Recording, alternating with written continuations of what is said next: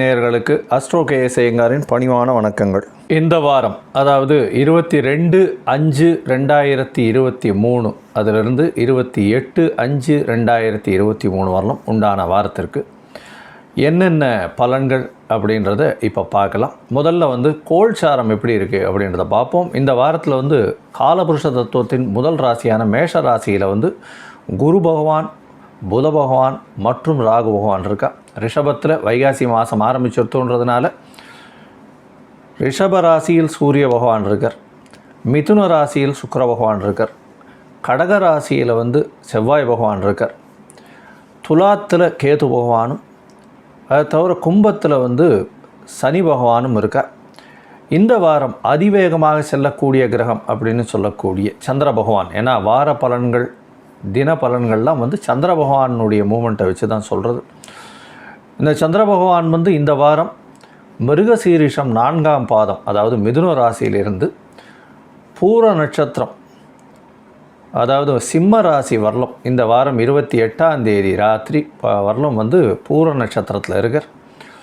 இந்த வாரத்தில் சந்திர பகவானுடைய டிரான்சிட், அதாவது மூமெண்ட் இந்த ஒரு 3 ராசிகளில் தான் இருக்குது. அதாவது மிதுனம், கடகம், சிம்மம் அதில் இருக்குது.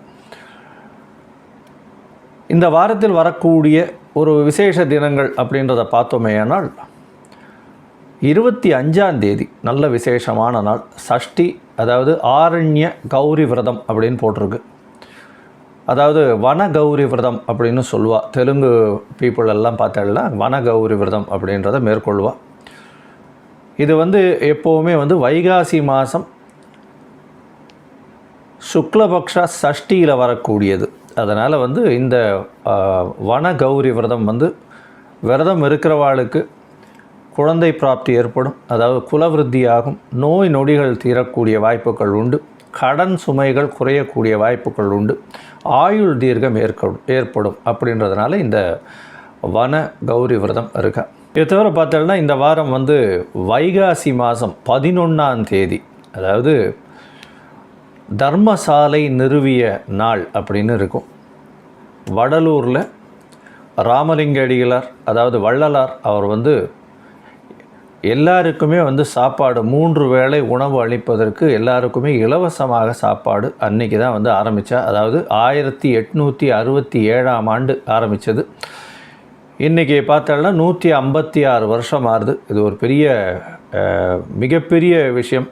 ஈவன் இப்போ இந்த கோவிட்ல இல்லாமல் சரி, அதை தவிர நிறைய நாட்கள், அதாவது பஞ்சம் பட்டினி வரும்பொழுதெல்லாம் சரி, புயல் நிவாரணங்கள் போதும் சரி, இன்னும் அதை ஸ்ரத்தையாக பண்ணிட்டு இருக்கா. மிகப்பெரிய தானம் செய்கிறா. இது ஒரு பெரிய ஏற்றமான ஒரு விஷயம். அந்த நாள் 25/5/2023 வருது. இந்த ராமலிங்க அடிகளார் தர்மசாலை திறந்த தினம். இது 1867 திறந்தார். இதை தவிர இந்த வாரத்தில் யார் யாருக்கு சந்திராஷ்டமம்னு பார்ப்போம். சந்திராஷ்டமம் உங்களுடைய ராசிக்கு 8ஆம் இடத்துல சந்திர பகவான் வரும்பொழுது, அதாவது கோல்சார பிரகாரம் சந்திராஷ்டமம்னு சொல்கிறோம். இதில் பார்த்தாலேயானால் விருச்சிகம், தனுசு, மகரம், இந்த 3 ராசிக்காரர்களுக்கும் சந்திராஷ்டமம் வருது. இவா கொஞ்சம் இந்த வாரத்தில் இந்த எந்தெந்த நாட்கள்ன்றதையும் நான் சொல்லிடுறேன்.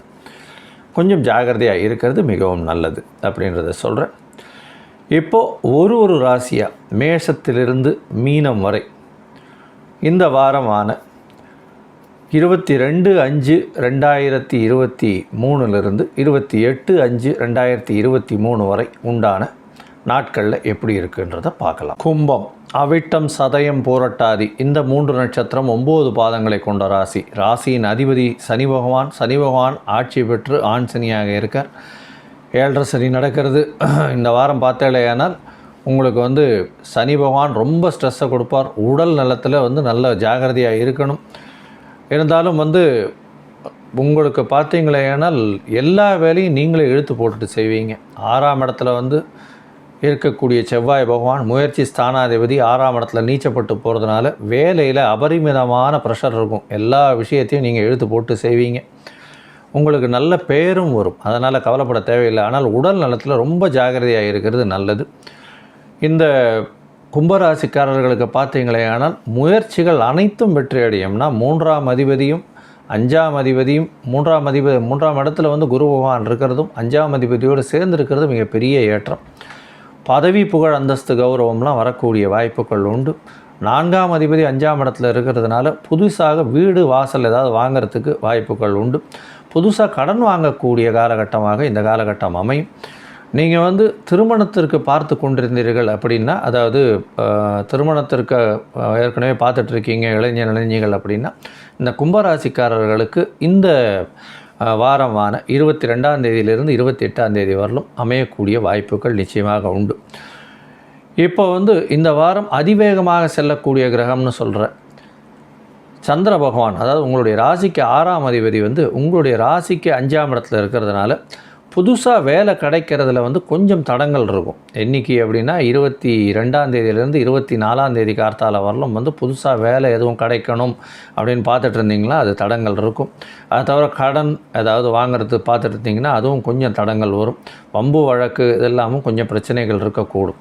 ஆனால் 24ஆம் தேதி அன்றைக்கி கார்த்தாலேருந்து 26ஆம் தேதி அன்றைக்கி சாயந்தரம் ஒரு 8:30 மணி வரலாம் பார்த்தீங்கன்னா உங்களுடைய ராசிக்கு 6ஆம் இடத்துல ஆட்சி பெற்று போயிருக்கார் சந்திர பகவான். அதை தவிர செவ்வாய் பகவானும் கூட இருக்கிறதுனால எதிரிகள் அற்ற நிலை இருக்கும். எது சொன்னீங்கன்னாலும் அதை அடுத்தவங்க கேட்கக்கூடிய காலகட்டமாக இருக்கும்.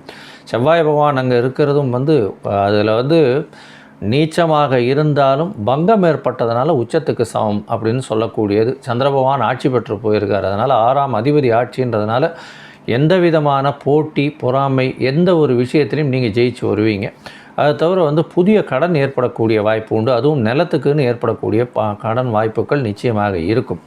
உங்களுடைய ராசிக்கு பார்த்தாலேயானால் சப்தமத்தில் வந்து சந்திர பகவான் போகிறார். அது வந்து 26ஆம் தேதி ராத்திரி ஒரு 8:30 மணியிலிருந்து 28ஆம் தேதி 29ஆம் தேதி கார்த்தால வரலும் வருகிறார்.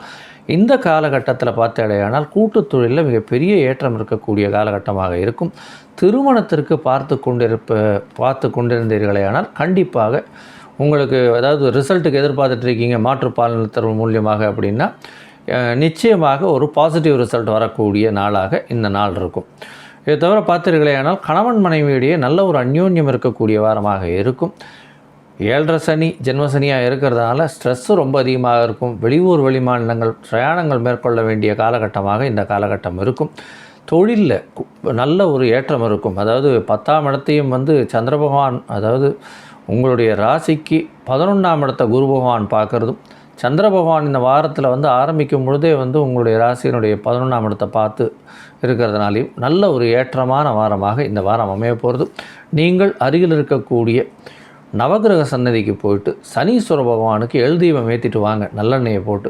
அதை தவிர பார்த்தீர்களேனால் முடவனுக்கு உங்களால் முடிஞ்ச தானம் கொடுங்க.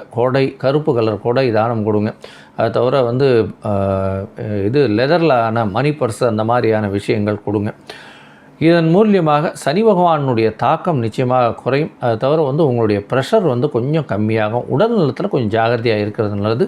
மொத்தத்தில் இந்த வாரம் வந்து கும்பராசிக்காரர்களுக்கு நல்ல ஏற்றமான ஒரு நல்லமான வாரமாக இருக்கும். ஸ்ரீ குபேரன் டிவியை பார்த்தமைக்கு நன்றிகள். மேலும் இது போன்ற தகவல்களை தெரிந்து கொள்ள ஸ்ரீ குபேரன் டிவியை சப்ஸ்கிரைப் செய்யுங்கள். மறக்காமல் பெல் ஐக்கானை கிளிக் செய்யுங்கள்.